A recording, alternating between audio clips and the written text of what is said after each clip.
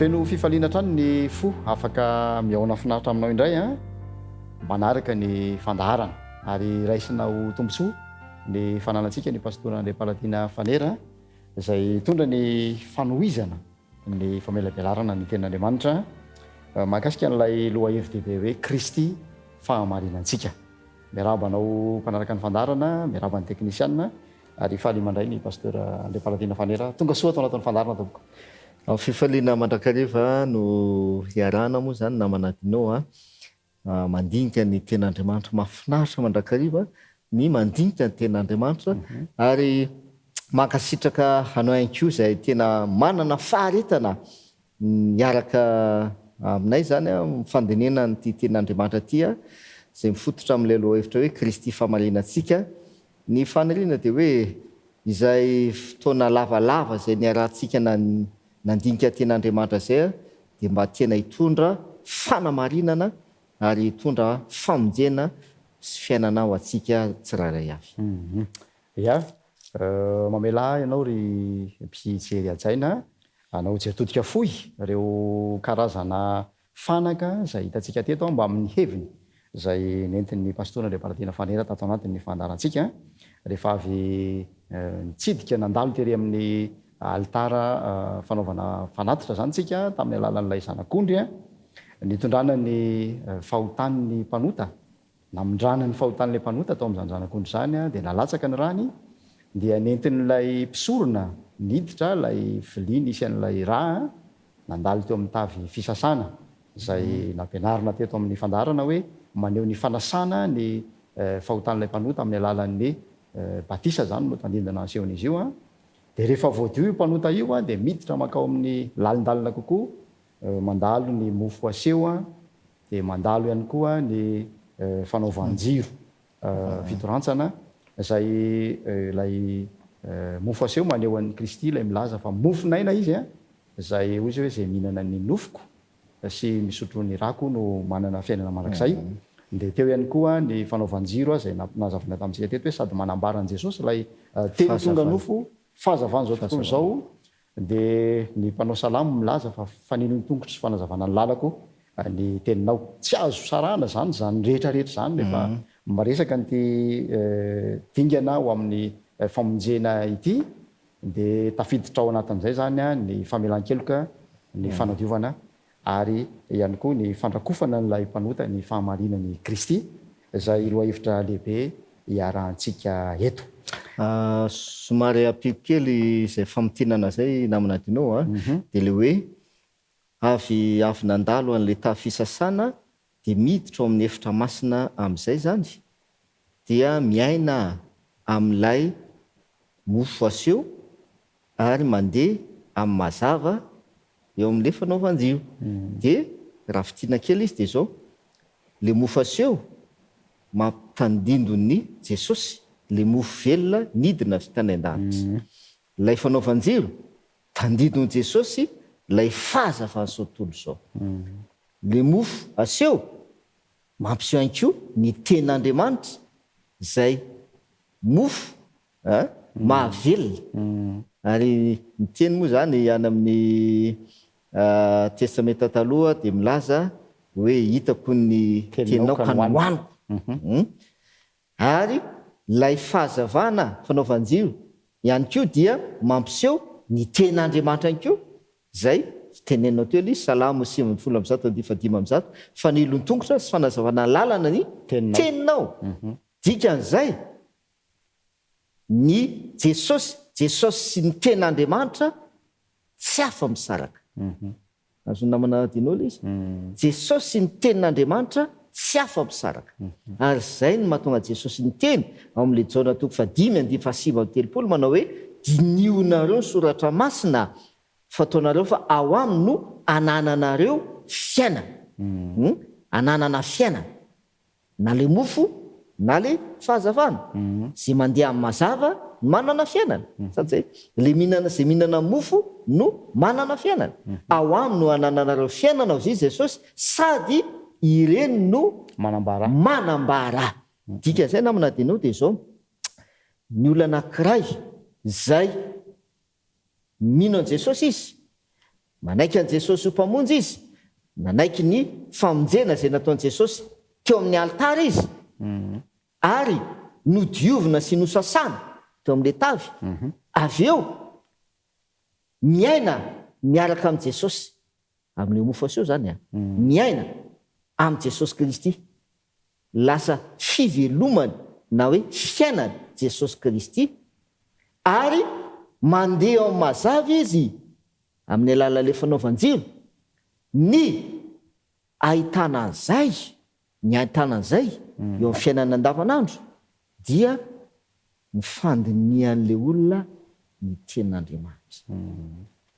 Zay ny tena tiako amafisina, ny fandinihan'le olona ny tenin'Andriamanitra, satria Jesosy ny tenin'Andriamanitra tsy afa misaraka. Ary io zany ny tena mila amafisina tsara namana adino, ary mahadiso hevitra ny olona betsaka, indrindra ny kristiana, dia hoe misy kristiana tsy mandinika ny tenin'Andriamanitra izy na indray mandeha azy. Manana baiboly izy ao an-tranony ao fa tsy misokatra io baiboly io, nefa izy kristiana milaza fa manana an Jesosy, mihinana Jesosy, mihinana an'le mofo, Jesosy le mofo, mandeha mazava, manaraka an Jesosy le fahazavana, fa tsy mianatra ny tenin'Andriamanitra. Lasa tavela eo amin'le hoe mino an Jesosy dia ampy. Kanefa fandrika zany zay zao raha eto amin'ity fandrika zay lalana isorany ny drafitra. Ya tena fandrika zay satria averiko le izy, Jesosy sy ny tenin'Andriamanitra tsy afa misaraka tompo. Ary ny tenin'Andriamanitra anie manamafy an'izany e. Jaona voalohany anie, Jaona toko voalohany anie manamafy an'izany e. Sady zay. Ary ny teny tamin'ny voalohany dia tao amin'Andriamanitra, ary ny teny dia Andriamanitra. Sady zay. Ary hitanay izy le teny ao amin'ny 2:4 izy milaza zany, le teny dia tonga nofo ka nona tamintsika, ary hitanay ny voninahitiny dia miendrika ho an'lay tokana. Le teny tonga nofo dia tsy iza fa Jesosy.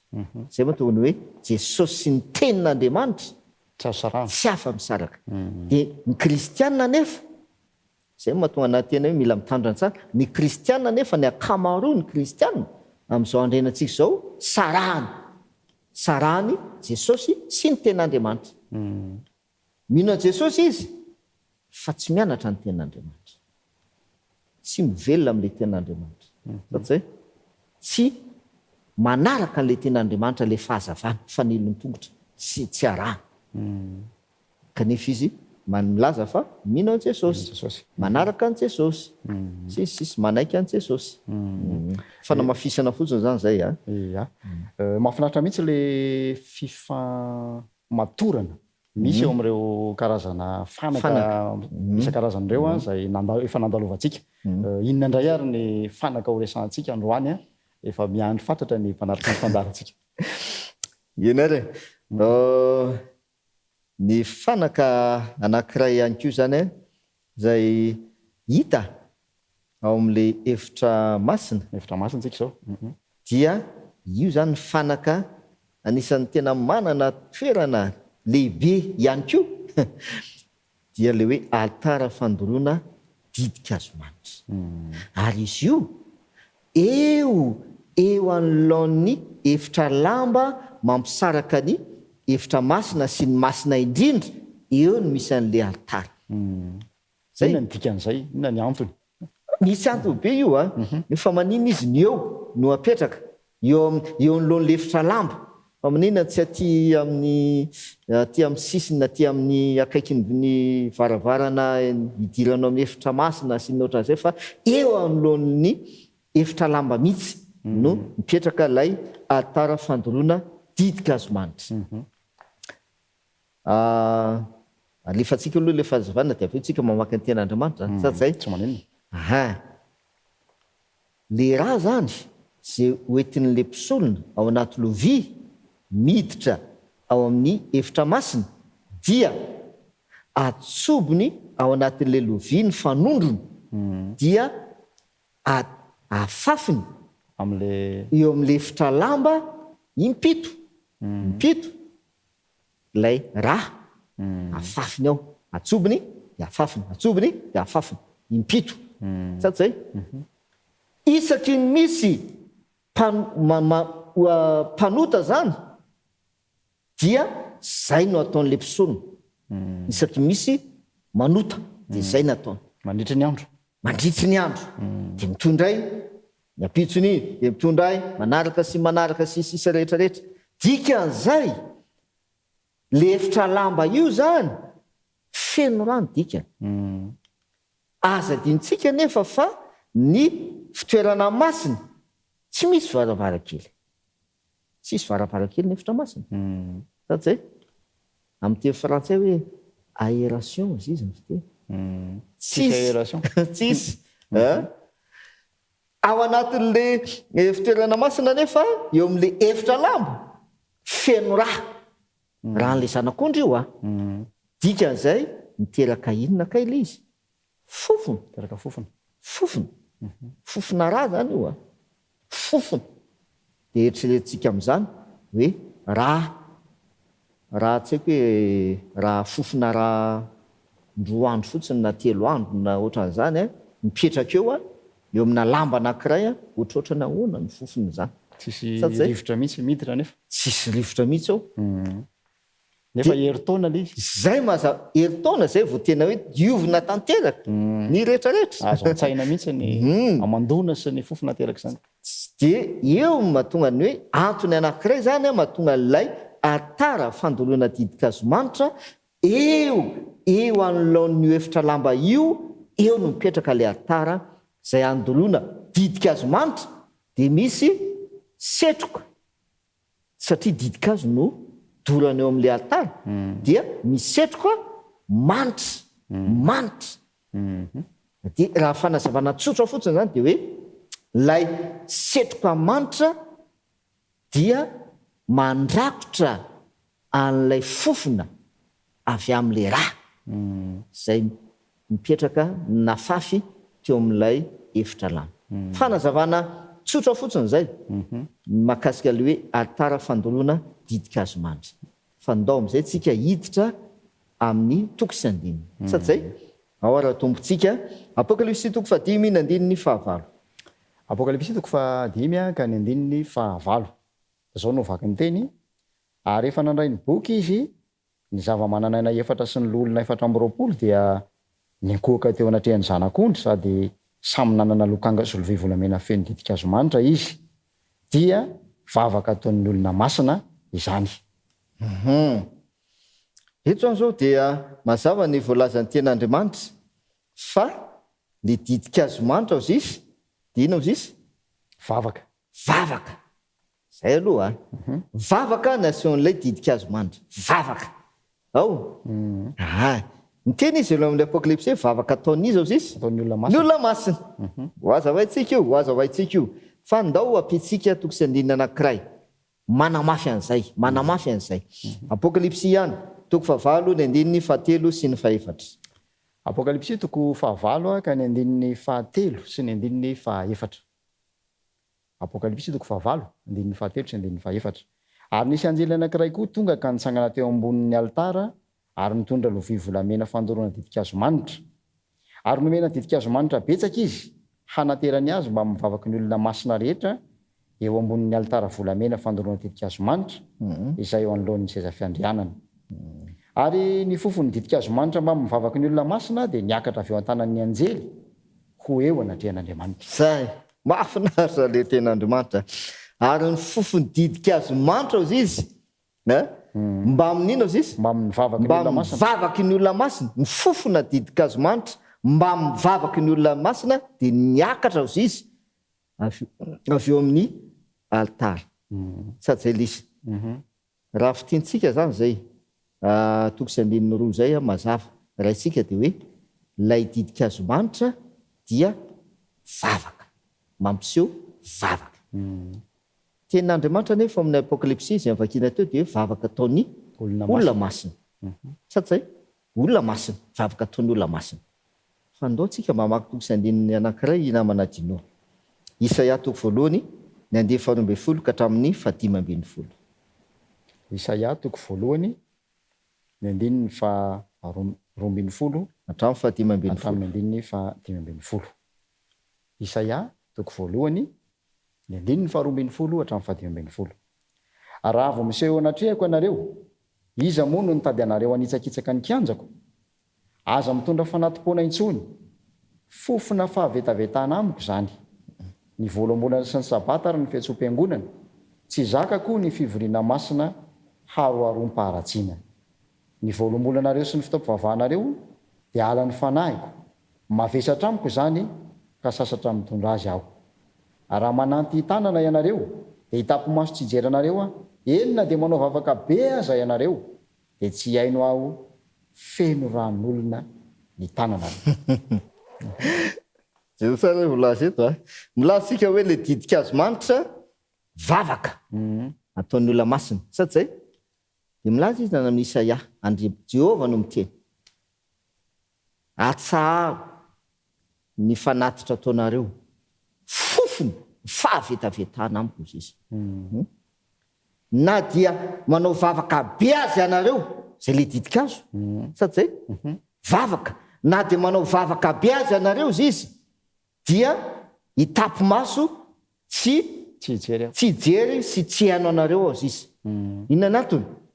Le andiny fahatimy ambin'ny folo, feno ran'olona ny tananareo. Feno ran'olona. Zao li zany namanadinoa mazava tsara. Raha hoe vavaka ataotsika le didikazo manitra, dia marina le Isaia, fofona fahavetavetana io anatrehan'Andriamanitra.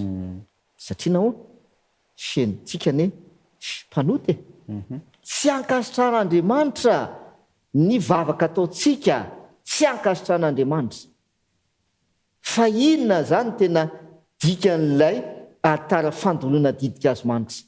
Raha mampiseho vavaka, raha mampiseho vavaka le atara fandolona didikazo manitra, vavaka ataon'izy.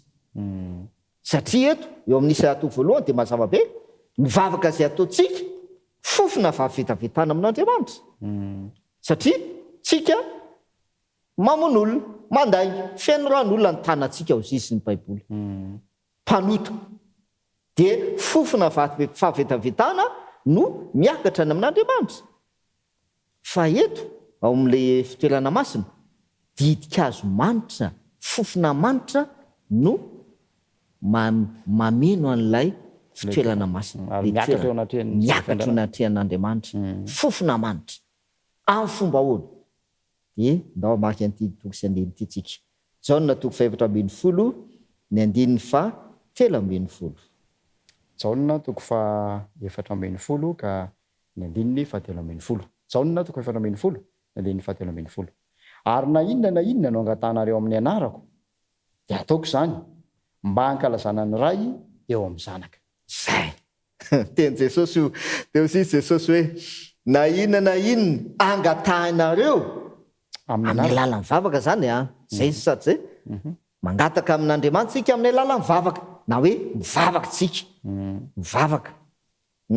Na inona angatahinareo amin'ny anarako, hoy Jesosy, amin'ny anarako dia ataoko izany, mba hankalazana ny ray amin'ny zanaka. Ampitsika le toko sy andininy. Jaona toko faha-enina ambin'ny folo andininy faha-enina amby roapolo. Jaona toko faha-enina ambin'ny folo andininy faha-enina amby roapolo. Ka ny andininy faha-enina amby roapolo. Jaona toko faha-enina ambin'ny folo ny andininy faha-enina amby roapolo. Zao no vaky ny teny. Amin'izany andro zany dia angataka amin'ny anarako ianareo, ary tsy milaza aminareo fa izaho no angataka amin'ny ray ho anareo. Zao tsara, azavain'i Jesosy ilay izy hoe na inona angatahinareo amin'ny anarako izy dia ataoko zany. Le olona zany zao no mangataka amin'ny ray amin'ny anaran'i Jesosy. Sady zay na inona angatahinareo amin'ny anarako dia ho ataoko zany. Fa ato amin'ny Jaona toko faha-enina ambin'ny folo andiny faha-enina amby roapolo dia tena azavain'i Jesosy marina ny fandihan'le izy. Dia hozy izy, aveliko vakina le izy. Dia hozy izy hoe amin'izany andro zany dia hangataka amin'ny anarako ianareo. zay le efa mahazatra atsika hoe mangataka na hoe mivavaka amin'ny anaran'i jesosy sady zay amin'izany androany dia mangataka amin'ny anarako ianareo zizy ary tsy milaza aminareo aho zizy jesosy no teny ary tsy milaza aminareo aho fa iza no mangataka izaho jesosy izaho no hangataka amiray ho anareo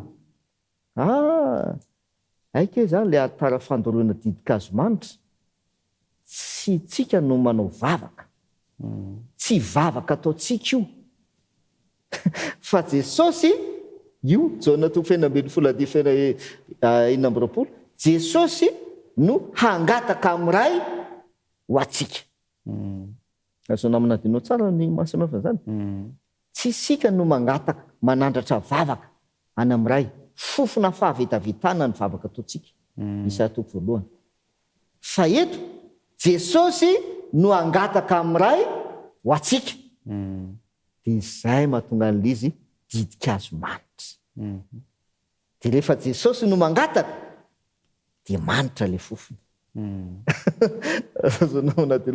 dikan'izay raha fititsika kely zay fanazoazay lay atara fandoroana didikazo manitra zany dia maneho an jesosy kristy mivavaka ho atsika maneho an jesosy kristy mifona miditra am'izay le romanina toko favalo andiny fa 7:30 sy 7:30 hoe izany manameloka kristy nefa maty nitsangana tamin'ny maty petraka ao tananakavan'andriamanitra mifona ho atsika le altara fandoroana didikazo manitra ne io hoe mifona ho atsika izy aseon'le altara fandoroana didikazo manitra rehefa atao jeritodika andreo mandeha zany dia hoe tena nilaina kay ray dingana rehetra teo alohan'le vavaka zany a nanomboka tary amin'ny famelan-keloka ary amin'ny zanak'ondry nandalo tamin'ny tavy fisasana nandalo tamin'ny fiainana ny ten'andriamanitra mba hifanaraka amin'ny sitrapon'andriamanitra ny fiainan'ilay mpanota ary saroman'i kristy amin'ilay fofo manitra ny fahamarinany lay mpanota izay vao mandeha amin'ilay dingana manaraka ho any amin'ilay hoe vavaka asanatry ny olona masina tonga eo amin'ny seza fiandrianana raha ohatra ka azoko tsara le fanazavana dia amafizo kely zay famitinana nataonao zay hoe jereo tsara fa le fanamarinana satria kristy fahamarinantsika le loha hevitra le fanamarinana zay ataon'i jesosy atsika na n'le mpanota nanomboka hatrany amin'ny altara mandeha mandro tonga eo amin'ilay altara fandoroana didikazo manitra mbola manamarina n'le mpanota foana jesosy satria mifona ho an'le mpanota jesosy altara fandoroana didikazo manitra angataka amiray ao izy mahafinaritra be le jaona toko 7:9 tsy anareo izy no mangataka fa iza no angataka amiray ho anareo ia fantanina manitidika kely pasteur asa mety azo ampifandraisina ve zany zavatra zany lay fanandramany davida manao hoe sambatra ny olona voavelany elony sy voasarona ny fahotany efa mitaratra n'le hoe fitoerana masina ve reo dinganareo ve zany fanandramany davida zany zany fahatsapany zany sa hoe inona natonga azy ny teliny zany zay aloha zany tsy fantatra hoe noho zay zavatra hoe natonga ny davida nilaza ny tokosandino amin'ny salamy 2:30 izy milaza an'izay andeha voalohany hoe noho izay hoe natonga ny davida hoe takatry davida hoe zay zavatra hoe mamela eloka jesosy dia manarina n'le fahotana le didikazo manitra io le fofona manitra manarina n'le fahotana sady zay manarina n'le fahotana zay tsinona fa lay fofon'le raha zay nafafy teo amin'ny efitra lamba le raha zay nafafy teo inany no iny le tadidon'le fahotana zay rahan'le zanak'ondry zay novonon'le mpanoty tary amin'ny altara dia rakofan'lay fofona manitra avy amin'le didikazo manitra tsy fantatra fa ny zavatra azo ambara zany namanadinao dia izao le fanamarinana zay ataon'i jesosy le fanamarinana zay ataon'i jesosy atsika raha matsikatra tsara ianao dia ohatran'izao le fanamarinana mamela ny helokontsika izy eo amin'ny altara. Hebreo milaza an'izay tsy misy famelan-keloka Raha tsy misy raha tsy raha misy raha latsaka. Mamela ny helokontsika izy eo amin'ny altara tamin'ny nahafatisan'ilay zanak'ondrin'Andriamanitra, nahafatisan'ny tena zany. Avy eo manadio antsika indray izy, manasa antsika izy ho afaka amin'ny tsy fahamarinana rehetra. Tavy fisasana. Satsy zay? Avy eo manome fiainana ao antsika izy amin'ny alalan'ny finanana mofo sy fandehanana eo amin'ny mazava. Zay mandeha eo amin'ny mazava izy izy no manana firaisana aminy. Manana firaisana aminy zay mandeha eo amin'ny mazava. Fanaovan-jiro zao raha Fanaovan-jiro zany zao. efitra masina. Dia tsy vitany hoe manome fiainana ao antsika izy rehefa voasasa ny fahotanao, voadio ianao, voavela heloka ianao tary amin'ny altara, manome fiainana ho anao izy. Tsy vitan'izay ihany fa manarona ny fahotanao mihitsy izy. Saromany ny famendrehana. Izy anie le didikazo manitra zay mangataka amin'ny ray ho anao ho atsika dia izy manarona ny fahotantsika. Le didikazo manitra saromany ny fahotantsika. Dikan'izay namana dinao mahafinaritra be nela izy. Eo anatrehan'Andriamanitra zany zay hiditra amin'ny masina indrindra tsika io. Ao no misy ny voninahitran'Andriamanitra. Satsy zay? Eo anatrehan'Andriamanitra mandra-pahatonga atsika ho tafiditra eo anatrehan'Andriamanitra, efa voasarona ny fahotantsika. Efa voasarona Jesosy Kristy.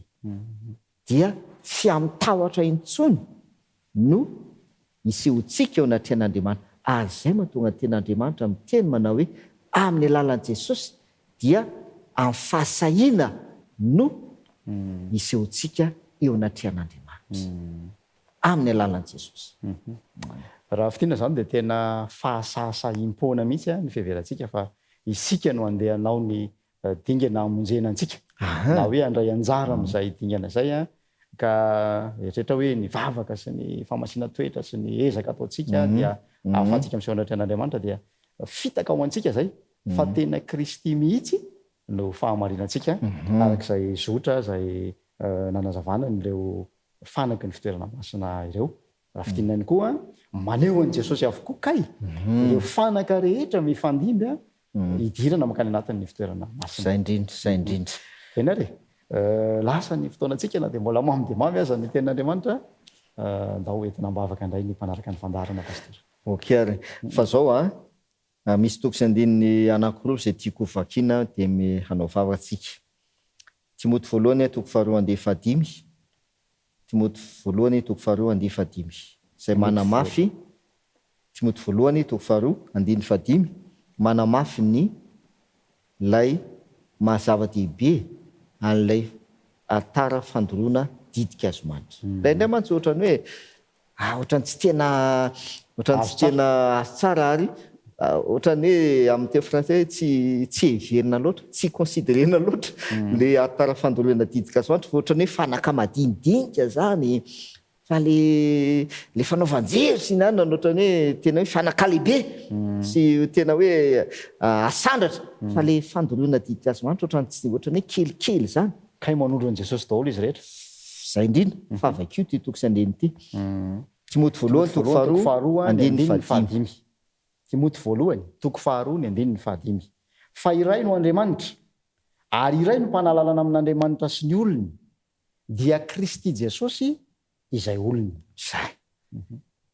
Io le altara fandoroana didika azo manitra Mpanalala. io ny mpanalalana.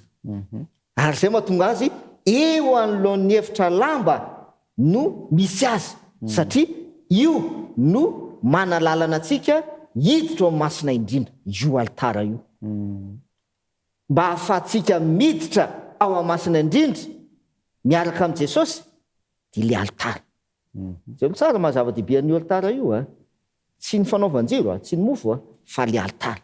Io ny mpanalalana satria io no mandrakotra zay le hoe fofona manitra noho ny asan'io altara io zay mandrakotra fofona manitra an'ilay fofona maindro mialatsiny fofona maimbo avy amin'ilay raha na fafy teo amin'ny efitra lambo no ahafahana miditra ao amin'ny efitra masina indrindra dia mafisin'io teny io ray ny mpanalalana amintsika amin'Andriamanitra Jesosy Kristy Jesosy tandidony Jesosy ilay tara fandoroana didika azo manitra ary mampiseho an Jesosy izy io averina amin'izay tsika namana dino any amin'ilay apokalipsy vakina voalohany le hoe vavaka ataon'inona ao zisy ny olona masina vavaka ataon'ny olona masina le izy sadzay tsy hoe diso iny azavaina tsara tsy hoe diso akory nyvolazan'ny apokalipsy hoe aika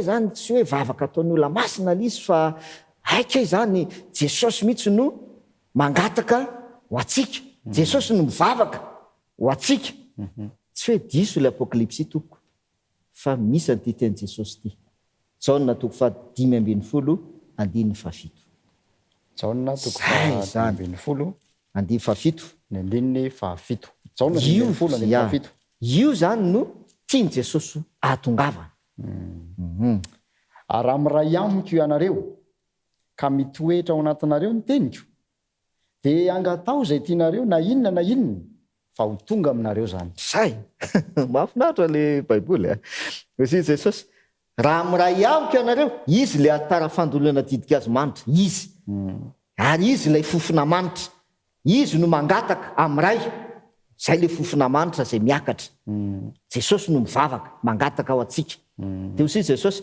raha miray amiko ianareo ka mitoetra ao anatinareo ny teniko verina foana sady zay koa nasehoan'le mofo sady zay koa nasehoan'le fanaovan-jiro ten'Andriamanitra fa ny mofo ten'Andriamanitra fa nisy fanazavana fa ny fanaovan-jiro dia mbola zay koa nasehoan'ilay altara fandoroana didika azo manitra kay raha miray amiko ianareo Jesosy ka mitoetra ao anatinareo ny teniko dia petraka amin'izay ilay apokalipsy vavaka ataon'ny olona masina angatao zay tianareo fa ho azonareo zany dia izao ampiraisin'i Jesosy aminy ny vavaka zay ataontsika zay le tiany Jesosy atongavana dia manjary azo enona eo amin'ny seza fiandrana dia lasa fofona manitra ao amin'ny fitoerana masina le vavaka zay ataon'le olona masina avy tafaray amin'ny Jesosy Kristy